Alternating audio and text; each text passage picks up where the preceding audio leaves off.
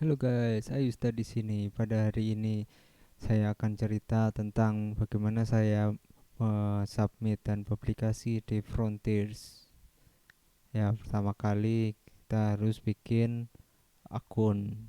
Nah, pada kali ini saya sudah bikin akun. Kita pakai akun kantor, kemudian ada passwordnya juga. Kita login.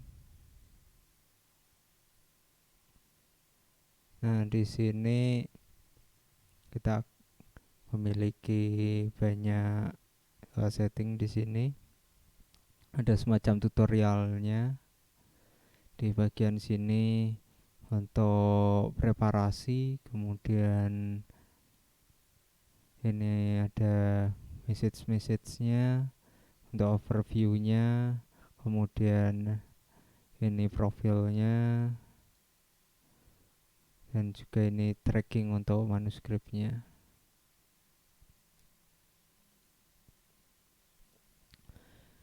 Nah, di sini setelah saya publish, saya mendapatkan first article publication page.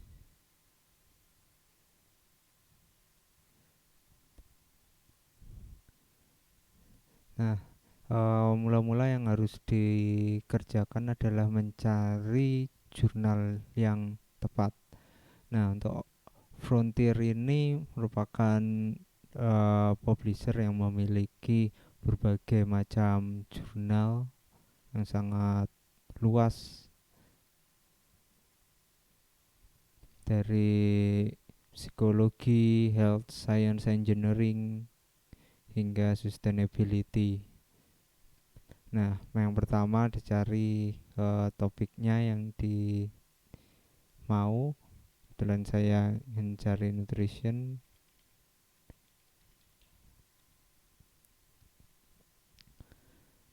Nah, di sini akan muncul berbagai macam jurnal nutrition. Nah, di sini ada dua yang menarik saya, yaitu Frontiers in Nutrition and Frontiers in Nutrition and Food Science Technology. Nah, saya akan menggunakan jurnal yang sini, Frontiers in Nutrition. Nah, di Frontiers ini juga menarik bahwa kita memiliki berbagai macam section di sini. Dari untuk contohnya Frontiers in Nutrition ini ada clinical nutrition, eating behavior, food chemistry, dan sebagainya. Nah, untuk kali ini kita akan ke food chemistry.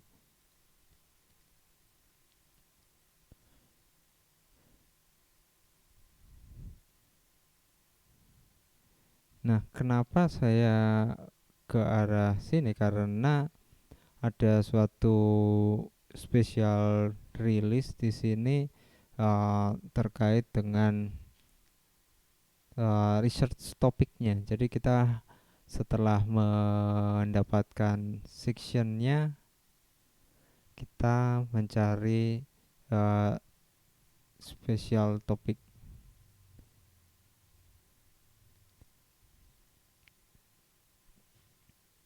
Nah, di sini research topic yang masih open ada 12 tadi tertulis.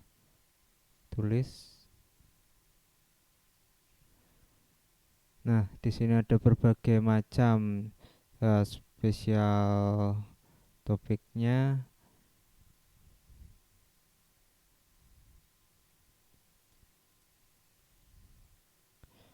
Kebetulan saya yang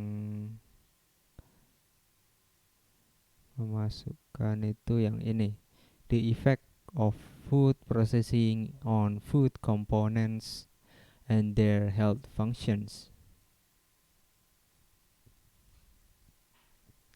Nah, kalau misalkan kita mati di sini, untuk submission deadline-nya masih sampai 30 Desember 2020. Jadi kalau misalkan kita lihat tanggal sekarang 25 Juli, maka masih ada waktu itu sekitar 5 bulan lebih. Nah, langkah yang pertama yang harus Anda lakukan adalah melakukan submit your manuscript.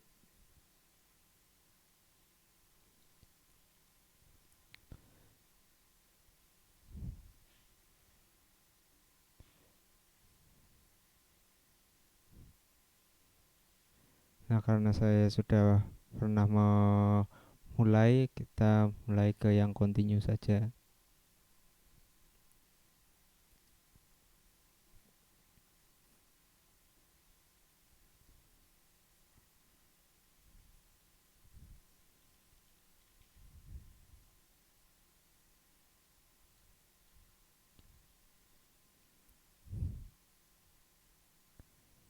Nah, di sini kita lihat ini bagian submissionnya something wrong karena kita belum memasukkan berbagai macam dokumennya.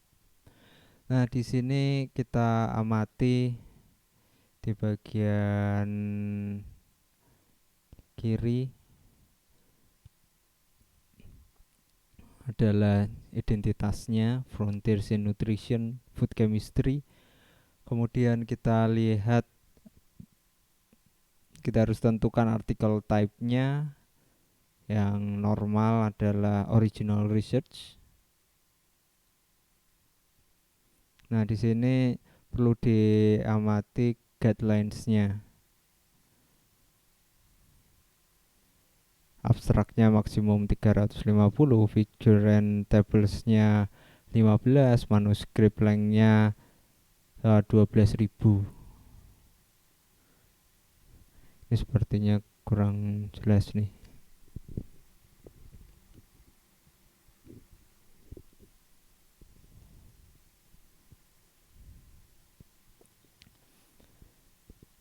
Nah, di sini kita perlu mengisi berbagai macam.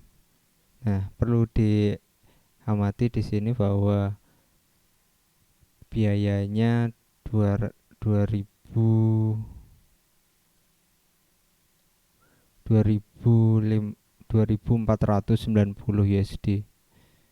Jadi jangan lupa untuk menyiapkan dana sebagai APC, Article Processing Cost. Nah, tapi jangan khawatir karena artikel ini, biaya ini hanya dibayarkan apabila sudah diterima. Nah, di sini kita lihat research topiknya sudah tertulis dengan baik. Nah, di sini kita masukkan manuskripnya, bentuknya Word atau LaTeX yang mengandung BIB, dan juga perlu dibuatkan versi PDF-nya. Nah, apabila menggunakan gambar, semua gambar harus masuk di sini. Dan apabila menggunakan tabel juga dimasukkan di sini.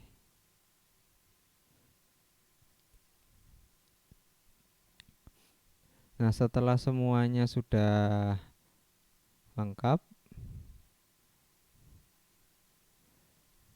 kemudian di sini ada manuskrip informationnya, judulnya apa. Nah, ini judul singkatnya seperti apa, abstraknya, keywords. Jangan lupa di copy paste saja. Kemudian body text di sini copy paste, atau biasanya juga kalau misalkan kita lihat di sini, oh enggak, jadi copy paste di sini body textnya.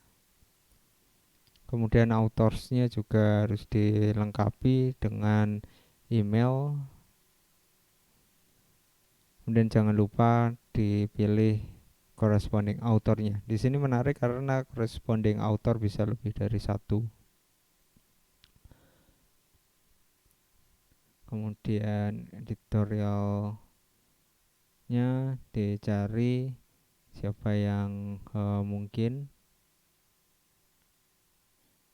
Kemudian recommended reviewer jangan lupa, atau apabila memiliki reviewer yang tidak ingin digunakan, misalkan selalu memberikan bad review misalkan. Nah, kemudian untuk alamat tertagihnya, untuk siapa yang membayar. Nah, setelah semua sudah siap, oh ya jangan lupa untuk dilihat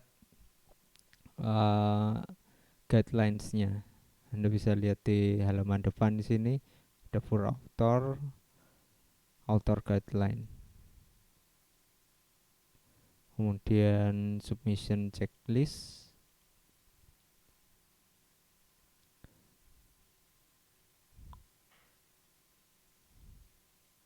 Sini author guideline-nya sangat banyak.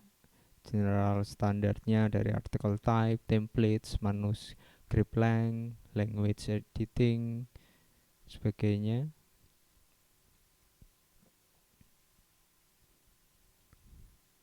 Kemudian submission checklist, ini terakhir sebelum ditekan tombol submitnya.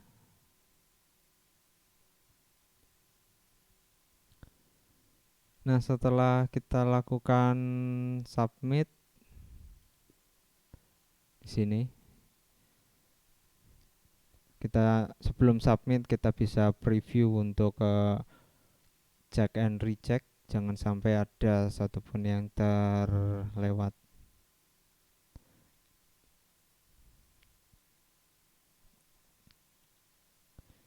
Nah, kita coba lihat di sini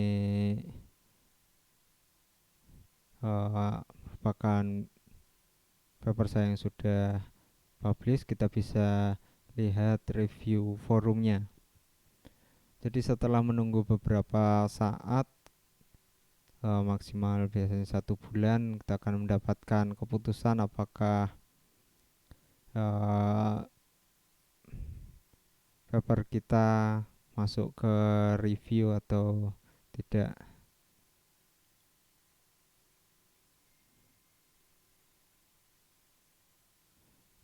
Nah, di sini kita lihat ada historinya. Ini 19 Maret saya mengirimkan artikelnya. Kemudian 1 bulan kemudian reviewnya dimulai. Jadi setelah mendapatkan saringan dari editor, sini editornya Jin Kaizeng, kemudian mendapatkan masukan dari reviewer, 2 orang reviewer. Nah, ini contoh pertanyaan yang dilontarkan oleh reviewer.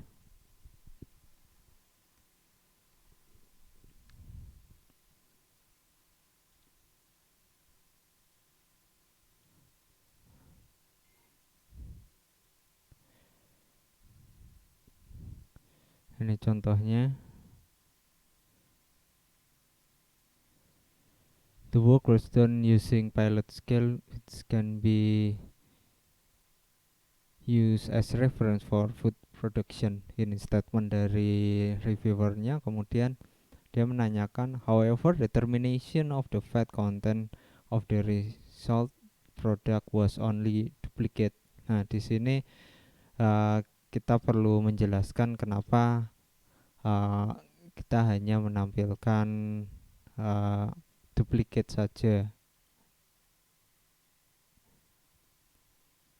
Nah, kita di sini jelaskan bahwa analisisnya dilakukan duplicate, akan tetapi juga ada duplicate eksperimen. Jadi kita akan mendapatkan 4 data yang kemudian perlu dijelaskan di mana itu tersedia.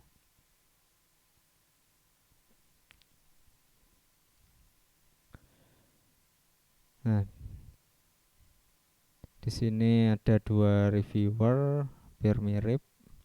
Kalau misalkan kita lihat di bagian bawah, Dia memberikan semacam asesmen bagaimana originalitasnya, rigornya, signifikansinya pada bidang, kemudian kemungkinan paper ini menarik, kualitas penulisan dan kualitas penelitiannya. Nah, kalau misalkan kita amati di sini tidak terlalu tinggi nilainya, dan juga uh, revisinya disebutkan bahwa revisinya substansial. Kan tetapi kalau misalkan kita amati bahwa revisi yang diberikan itu cukup minor. Sebagai contoh, ada beberapa typo yang ditulis, kemudian di sini penggunaan G untuk mikro yang harusnya menggunakan simbol mikro seperti ini. Kemudian bagaimana pembuatan kurva kalibrasinya juga nggak terlalu terlihat dengan jelas di sini. Nah, sehingga saya tambahkan agar tampak.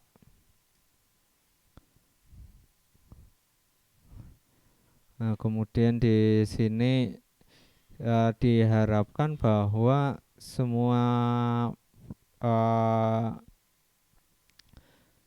semua metode itu sangat jelas. Nah, di sini saya hanya mencantumkan bahwa penelitian ini merupakan modifikasi dari metode X gitu.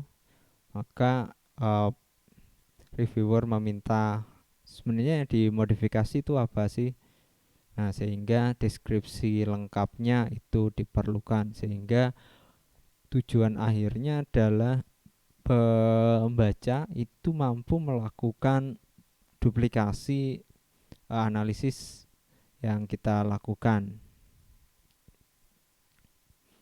Nah, ada beberapa saat apabila kita ingin menyanggah, misalkan di sini disebutkan bahwa analysis of beta carotene provide the sample preparation detail as THF and hexane cannot mix together.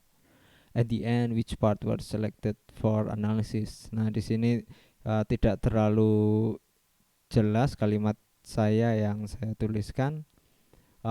Kemudian yang saya lakukan adalah mencari apakah benar THF dan hexane itu dapat bercampur.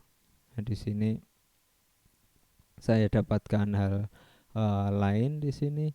Kemudian metode ekstraksi dan uh, dan pembuatan kurva standarnya saya cantumkan dengan detail di sini.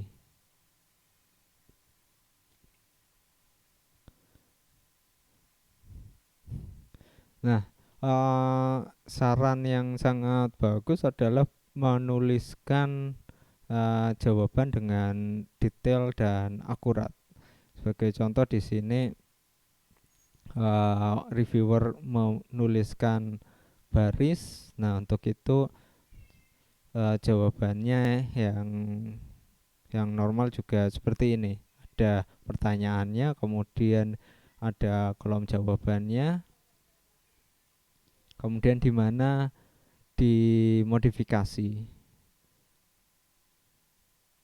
Nah, dengan ini maka reviewer juga puas dan mampu melakukan tracking terhadap dokumen yang kita modifikasi.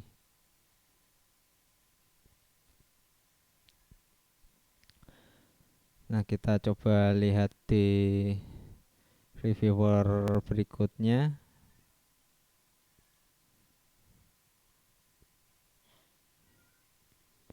Nah, di sini kita lihat reportnya tanggal 12 April, mulai review deaktivasi 5 hari setelahnya, kemudian harus dikembalikan atau kita beri feedback maksimal 1 bulan. Nah, di sini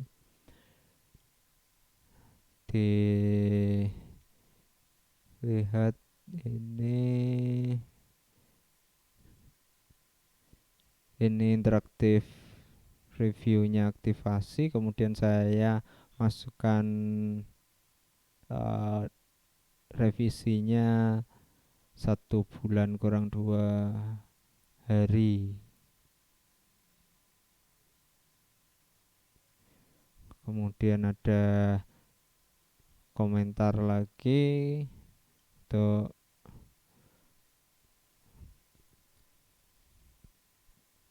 dari review editor 1, kemudian review editor 2 melakukan finalisasi, dan juga review editor 1 juga finalisasi dengan memberikan endorsement seperti ini, endorse. Nah, kita lihat di reviewer kedua ini juga tidak banyak berbeda kan, tapi lebih baik dibandingkan reviewer pertama tadi. Sini kita lihat originalitasnya sedikit lebih tinggi, hanya signifikansinya yang hampir sama dengan yang tadi. Kemudian komentarnya moderate revision. Ini sangat mirip dengan reviewer pertama tadi. Nah, di sini ada beberapa pertanyaan yang bisa disanggah maupun bisa dibenarkan. Misalkan pertanyaan terakhir ini, the title should be modified as the author did not study the ripening stage. Nah, kan tetapi paper saya sebenarnya mempelajari ripening stage. Nah, ini perlu dijawab. Nah, bagaimana menjawabnya? Itu kita tekankan objektifnya seperti apa. Nah, di sini dijelaskan lagi, kemudian juga ditambahkan secara eksplisit di section yang ingin kita sebutkan bahwa kita benar-benar mempelajari ripening stage. Maka kita sebutkan yang unripe itu seperti apa, yang ripe itu seperti apa, sehingga kita benar-benar tahu, reviewer itu benar-benar mengerti apakah kita benar-benar menjawab pertanyaan dari reviewer tersebut.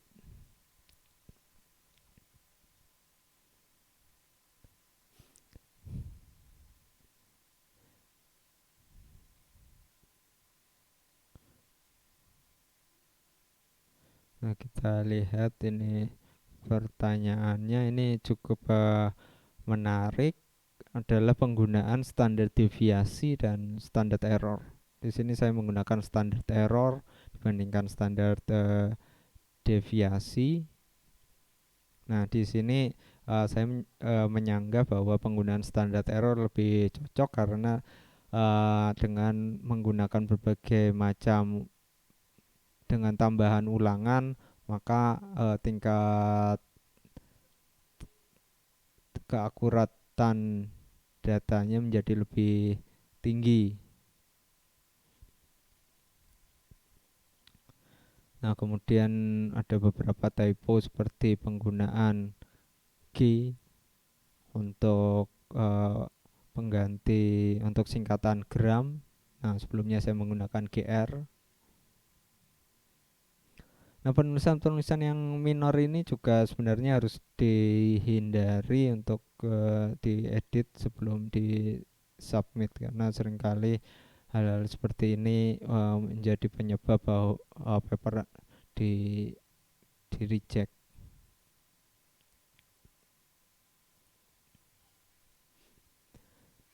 Nah, setelah kita mendapatkan penerimaan, kemudian di sini kita mendapatkan tagihan.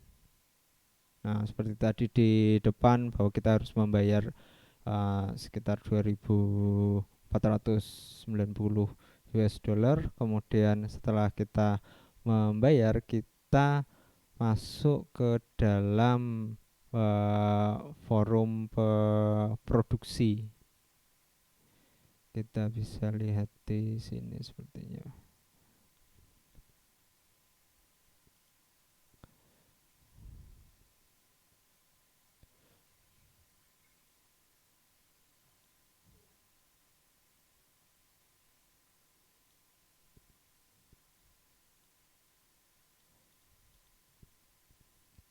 Oh, forum produksi sudah tidak dapat diakses karena sudah dipublikasi. Nah, untuk production forum ini isinya untuk memberikan eh, masukan-masukan terkait hasil produksi atau editing dari editing. Nah, bisa kita lihat di sini.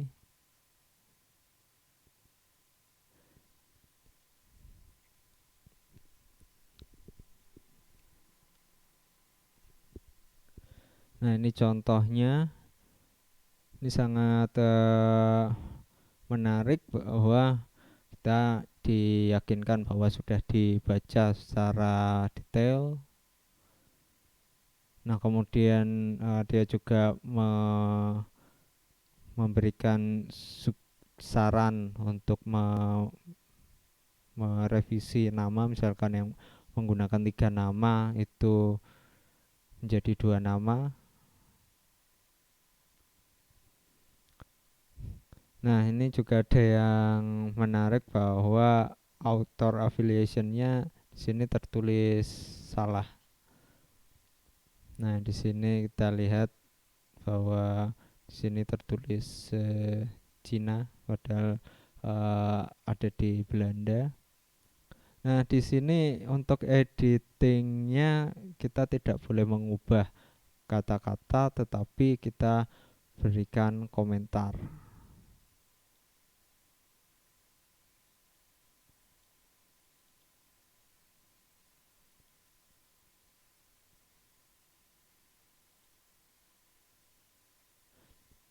Nah, seperti ini komentarnya, di mana uh, harus diletakkan, misalkan di sini dicoret saja karena di sini ada komentar. Oh, ini dia, ada untuk mencoret, kemudian untuk memberi catatan ataupun meng-highlight.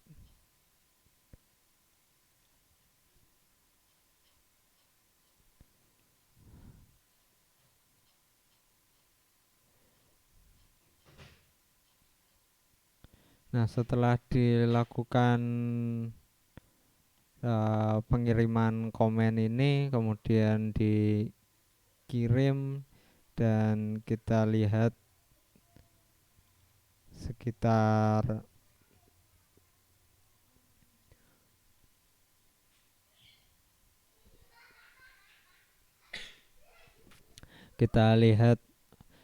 Mei, Juni, Juli. Nah, Juli ini dipublikasi dan dapat dilihat di website.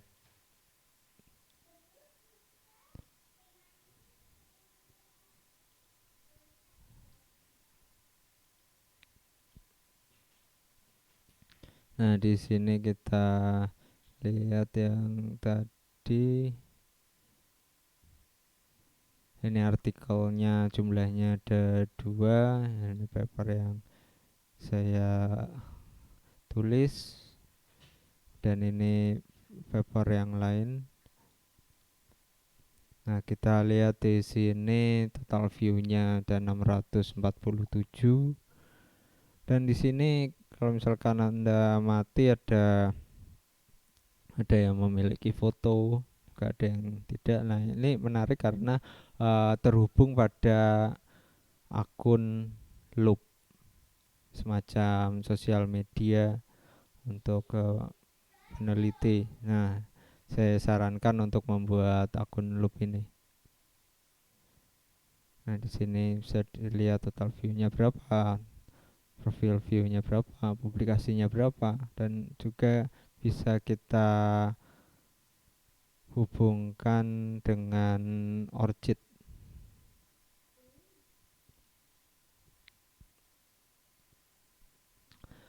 Mungkin itu saja. Terima kasih.